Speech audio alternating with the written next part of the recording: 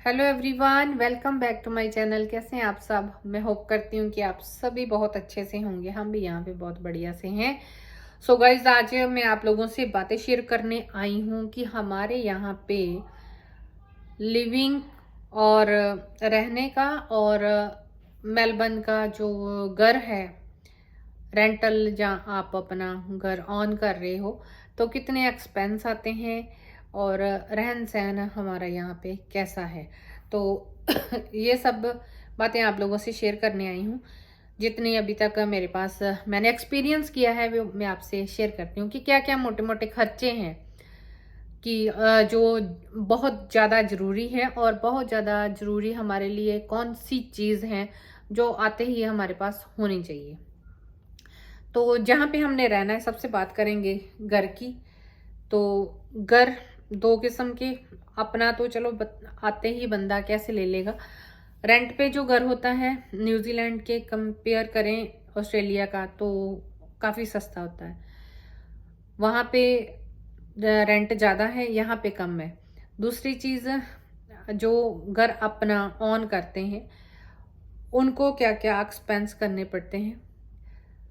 सबसे पहले तो घर का मॉर्गेज जाता है जो कि रेंट से काफ़ी अप होता है। सेकेंडली, उस घर की इंश्योरेंस जाती है जो कि बहुत ज़्यादा कंपल्सरी होती है। और थर्डली, घर का जो वाटर बिल है। फोर्थली, गैस बिल है या इलेक्ट्रिसिटी बिल है। इलेक्ट्रिसिटी बिल और गैस बिल ये तो जो रेंटल है, जो रेंट पे रह रहे हैं उनको भी पे करना होता है। जो वाटर बिल है वो रेंटल वालों को नहीं पे करना होता, उनके ऑनर करते हैं। और थर्ड फोर्थ आ गया मुझे लगता है कि कौंसल के बिल ये लोगों के अपने, ये न्यूजीलैंड और ऑस्ट्रेलिया का सिमिलर है। वहाँ पे भी घर के रेट्स जो हैं वो के पे करने पड़ते हैं गवर्नमेंट को, और यहाँ पे भी करने पड़ते हैं। वो 3 मंथ्स, 6 मंथ्स, 9 मंथ या 1 ईयर का। वो बंदे की इनकम और अपनी उसकी पॉकेट के ऊपर डिपेंड करता है कि वो कैसे मतलब मैनेज करना चाहता है, तो उसके हिसाब से कर सकते हैं। सो मेरी वीडियो को लाइक और शेयर जरूर कर दीजिए क्योंकि आने वाले लोगों को पता चल जाए जो मैं शेयर कर रही हूँ। सो दूसरी थिंग जो ज़रूरी चीज़ है, जॉब।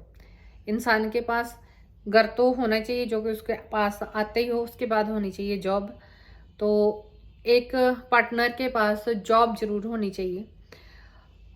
वो इसके लिए जरूर मतलब खर्चे तो चलो 1 मंथ, 2 मंथ्स, 3 मंथ्स का बंदा साथ में लेके आता ही है, लेकिन लाइफ लॉन्ग तो कोई भी नहीं लेके आ सकता। अगर लाइफ लॉन्ग लेके आने हो तो फिर इधर आने की ज़रूरत ही क्या है ना।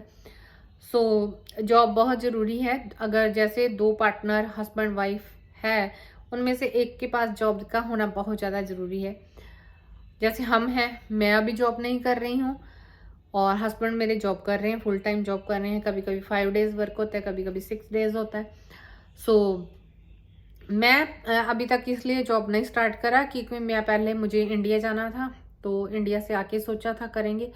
तो उसके बाद फिर 1 मंथ में स्कूल के हॉलीडेज होने वाले थे, तो अभी जैसे आजकल हॉलीडेज चल रहे हैं तो दैट्स वाई मुझे मेरे बेटे के साथ मतलब हम बच्चों को यहाँ पे किसी दूसरे के पास नहीं छोड़ सकते और घर पे अकेला भी नहीं छोड़ सकते। तो एक जन को, फैमिली मेंबर को साथ होना चाहिए जब तक कि वो 15-14 ईयर का नहीं हो जाता।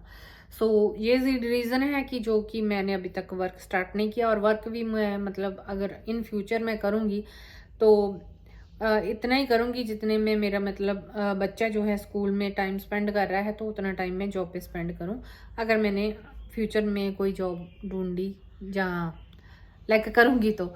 सो ये चीज़ उसके बाद आ जाती है। जॉब के बाद आ जाती है हमारी कार।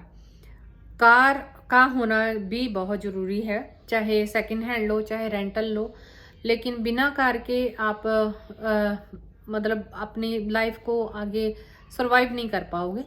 अपना व्हीकल जरूर होना चाहिए, बिकॉज हमारे पास एशिया में, जैसे हम इंडिया में रहते हैं या पाकिस्तान में, जिस भी कंट्री में रहते हैं, तो वहाँ पे ऑटो रिक्शा, साइकिल, स्कूटी ऐसे मतलब चीज़ें होती हैं हमारे पास, हम लोग वो यूज़ कर लेते हैं। तो काफ़ी बसेस वगैरह भी 10-10 मिनट बाद आती है, लेकिन यहाँ पे बसेस का भी टाइम है, ट्रेन का भी टाइम है, और वैसे भी काफ़ी चीज़ें मतलब दूर दूर हैं। हर किसी को क्लोज क्लोज नहीं कुछ भी मिलता है। काफ़ी चीज़ें दूर दूर हैं, तो ट्रेन का भी इस्तेमाल करना पड़ता है और बस का भी करना पड़ता है अगर आपके पास कार नहीं है। तो कार होने से टाइम सेव होता है आपको। जैसे जिस बंदे का 9 o'clock का कॉलेज शुरू है, या स्कूल शुरू है, या उसकी जॉब शुरू है, तो उसको कम से कम 6 o'clock या 6:30 घर से निकलना पड़ेगा। पहले बस, फिर ट्रेन और फिर वहाँ वॉक करके भी जाना पड़ सकता है। सो कार का होना बहुत ज़रूरी है, चाहे रेंट पर, चाहे वो सेकेंड हैंड हो, चाहे ब्रांड न्यू। तो वैसे भी यहाँ पे बहुत टाइम लग रहा है। तो पहले हमने भी, जैसे हम न्यूजीलैंड से यहाँ पे मूव किए, तो हमने पहले 3 months रेंटल कार ली, फिर हमने मतलब धीरे धीरे करके दोनों अपनी कार्स ले ली है फिलहाल तो। सो एक हमने सेकंड हैंड ली है, एक हमने ब्रांड न्यू ली है। तो अभी आ जाता है कार के जो एक्सपेंस हैं। कार्स के भी एक्सपेंस पड़ते हैं। नंबर एक तो चलो रेंट, हाँ, इतना मनी तो कोई इतना ज़्यादा अमीर होता नहीं है कि आते ही कैश कार ले। तो ईएमआई जाती है कार की, वो तो जानी है। साथ में इंश्योरेंस भी जाती है, और साथ में एक जैसे टैग लगा होता है उसके ऊपर, न्यूजीलैंड में भी जाते थे, यहाँ पे भी जाते हैं, उसका साल का पहले भर लो। मतलब वही फिर आ जाता है कि पॉकेट के ऊपर डिपेंड करता है कि कैसी पॉकेट इजाज़त देती है, 3 months का, 6 months का, 1 year का। तो फिलहाल हमने अभी मतलब ली है, तो हमने 1 year का वो लिया हुआ है। रोड का, जो रोड पे चलती है गाड़ी, उसके टैक्स जो पे करने होते हैं। हमारे इंडिया में ऐसे लग जाए तो सभी को अगले दिन सभी लोग हड़ताल करके बैठ जाएंगे किसी ना किसी मिनिस्टर के कोठी के आगे या रोड के ऊपर कि हाँ हाँ टैक्स क्यों लगा दिए। तो उसके बाद आ जाता है रोड, एक तो रोड टैक्स, एक आ जाता है टोल टैक्स। टोल टैक्स यहाँ पे लगते हैं बहुत। और जैसे इंडिया में फास्टवे लगा होता है ना टैग कार के ऊपर, तो ऐसे एक यहाँ पे लिंक लगा होता है, वो जो सीधा कौंसल को, जैसे हम बोल सकते हैं कि हाँ कौंसल ही आता है, कौंसल को ही जाते होंगे। सो डिपार्टमेंट अलग अलग है, तो उसको लिंक बोला जाता है। तो वो अगर हम कहीं अपना टोल क्रॉस कर रहे हैं, तो ऐसे नहीं कोई बंदे बैठे हैं वहाँ पे तो टोल आ रहा है, जस्ट कैमरे लगे होते हैं, सिस्टम वाइज चलता है सारा कुछ, डिजिटल है, सॉफ्टवेयर वगैरह काम करते हैं। तो वहाँ पे ब्लू कलर की लाइट्स चल रही होती हैं, और दिन में कभी कभी मतलब नहीं दिखाई देती है, बट रात को तो बहुत डार्क दिखाई देती है।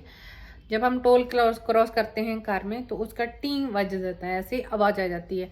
तो मतलब आपका गाड़ी का नंबर आ गया, आपका टैक्स आपके अकाउंट में पड़ गया। तो वो अपने मंथ के बाद करना है या मतलब साथ में करना है, वो भी आपकी पॉकेट के ऊपर ही डिपेंड करता है कि आप कैसे उसको पे करते हो। तो मतलब वो आपके अकाउंट में आ गया, ये नहीं है कि आपको पे करके फिर ही आगे जाना है। आपके अकाउंट में पैसे है तो ही आप आगे जा सकते हो, ऐसा नहीं है। हाँ, लेकिन ड्यू डेट से अगर आप हो जाता है तो आपका माइनस पॉइंट भी गिना जाता है। तो साथ में दूसरी चीज़ जो कि हमें बहुत केयरफुल करनी पड़ती है, यहाँ पे ड्राइविंग बहुत ही केयरफुली करनी पड़ती है।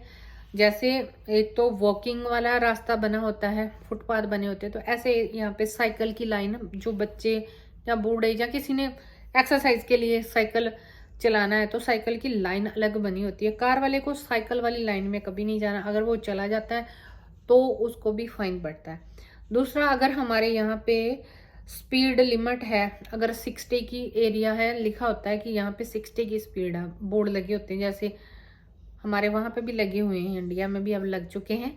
तो 60 की, 80 की, स्कूल का टाइम है, जैसे स्पेशली स्कूल का टाइम है, तो 40 की स्पीड लिमिट है। मॉर्निंग 8:30 से लेके 9:30 तक का टाइम होता है, और इवनिंग को मतलब दोपहर को 2 बजे से लेके 4 बजे तक का टाइम लिखा होता है कि ये स्कूल टाइम है। तो इसमें स्पीड लिमिट जो है स्कूल के एरिया में ही 40 की हो जाती है। तो अगर आपने 40 पे 45 चला दी, जहाँ आपने 60 पे 65 चला दी, 80 पे 85 चला दी, 100 से आपने 105 चला दी, तो आपको $400 की पर्ची आ जाएगी, शगुन आ जाएगा घर पे। तो स्टार्टिंग में जैसे कि सतीश को भी आ गई थी एक टिकट। सो वो मतलब इसमें एक कौन सा पॉइंट बोलते हैं उसको, डीप पॉइंट बोलते हैं। मतलब मैं प्रॉपर एक्सप्लेन नहीं कर रही, जो पॉइंट उसमें लग जाते हैं, कहते हैं कि उसके 12 एक के 1 पॉइंट होते हैं, कुछ मतलब लिमिट होती होगी, मुझे नहीं पता कि कौन सी टिकट के कितने नंबर जो पॉइंट लगते हैं। तो वो पॉइंट गुड थिंग के लिए नहीं है, बैड थिंग के लिए है। अगर 12 पॉइंट आपके हो जाते हैं आपके खाते में, तो आपका 2-3 साल ऐसे करके लाइसेंस जो है कैंसिल हो जाता है।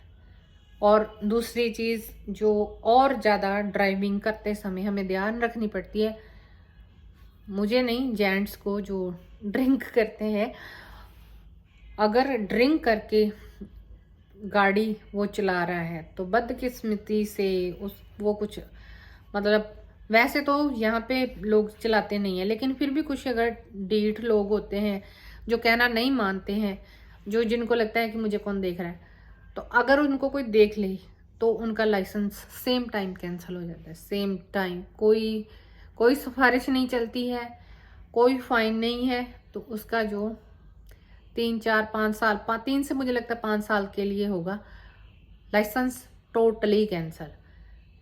ये चीज़ें बहुत हमें ध्यान रखनी पड़ती है। यहाँ पे हम पुलिस वाला खड़ा है तो उसको ये नहीं कह सकते कि इधर आओ साइड में बात करते हैं। बात करने गए और कुछ ना कुछ उसकी पॉकेट में डाल दिया तो बात बन जाएगी। यहाँ पे ऐसा कुछ भी नहीं है। इवन कि पुलिस वालों के, जब कोई भी बड़ा कोई भी पोस्ट पे है तो उसकी भी कोई सिफारिश नहीं है। इन कंट्रीज़ में ये सबसे बड़ी और गुड थिंग है, यही लगती है मुझे, कि कोई सिफारिश नहीं और कोई डिमांड नहीं।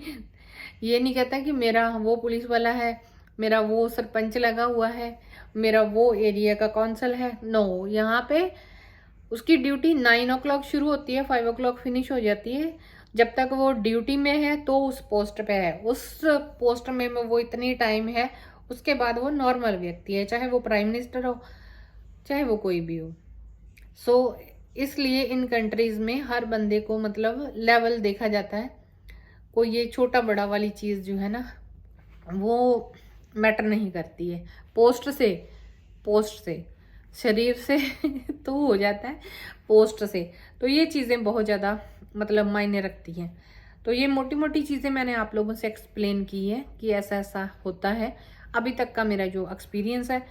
तो जो लिविंग ऑफ कॉस्ट है उसको हम जज नहीं कर सकते कि ये 1 ईयर के लिए रहेगी। जब पहले होती थी 1 और 2 ईयर के लिए सिमिलर सी, अभी तो हर वीक कह लो, हर वीक, हर सेकंड वीक चीज़ें जो ना चेंज हो रही हैं, मतलब कॉस्ट बढ़ती जा रही है। जैसे अभी हम बात कर रहे हैं, अगर छोटी सी बात ही करते हैं कि कोविड की वजह से हर चीज़ की मतलब हर चीज़ का जो प्राइस है ना वो अप ही गया है। चाहे वो पेट्रोल का लगा लो, चाहे वो डीजल का लगा लो, चाहे आप अभी देखो पेट्रोल और डीजल लग के ही अगर वेजिटेबल या ग्रोसरी वगैरह स्टोर रूम में पहुंचेगी तभी तो वो आगे मतलब सेल के लिए जाएगी, डिस्पैचिंग में, हर चीज़ में। इसलिए मतलब लिविंग ऑफ कॉस्ट की हम बात करें तो वो एवरी सेकेंड थर्ड वीक मतलब आपके बजट से ऊपर नीचे होते रहता है, क्योंकि खाना पीना ये तो हमारी ज़रूरत है, ये तो मतलब हमें चाहिए ही चाहिए। तो उसके ऊपर मैं बात नहीं करना चाहूँगी। और अगर हमारी कंट्री, अपनी कंट्री में भी, इंडिया में भी इसके प्राइस वगैरह अप होते हैं तो उसको एक्सेप्ट करना ही पड़ेगा। कुछ और खर्चे जो हम लोगों के फालतू है, किट्टी विट्टी के, इधर उधर घूमने फिरने के, उनको कम करके तो अपने जो जरूरी खर्चे हैं उनके ऊपर ही हमें ध्यान देना। हम भी बहुत कम जाते हैं। जैसे अभी मैं बात फिनिश करूंगी थोड़ी सी और करके, जैसे हमारे बेटे की छुट्टियां चल रही हैं तो हम उसको 3 टाइम ही बाहर लेके गए हैं। ऑलमोस्ट उसकी छुट्टियां 3 वीक फिनिश हो गई, तो 2 वीक्स और हैं, तो ऑलमोस्ट फिनिश हो गया इतना टाइम। हम 2 टाइम उसको बाहर लेके गए हैं। हम लोग घर पे ही रहते हैं, मैं और वो। सो कहने का मतलब ये है कि ये जो हमारे हाथ में जो कुछ है हमें वो करना चाहिए, बाकी परमात्मा के हाथ में छोड़ देना चाहिए। ये कुछ चीज़ें मैंने आप लोगों से शेयर की। होप करती हूँ कि आपको ये मेरी वीडियो अच्छी लगी होगी। अच्छी लगे तो शेयर जरूर करना और चैनल को सब्सक्राइब करना और मेरे फेसबुक पेज को भी लाइक करना। Thank you everyone, have a great day. अगर आप लोगों का इससे रिलेटेड और कोई क्वेश्चन हुआ तो आप मेरे को कमेंट करके पूछ सकते हैं। अपना और अपनों का ध्यान रखें, हंसते मुस्कुराते रहें, खुश रहें, तंदुरुस्त रहें। Have a great day everyone, thank you.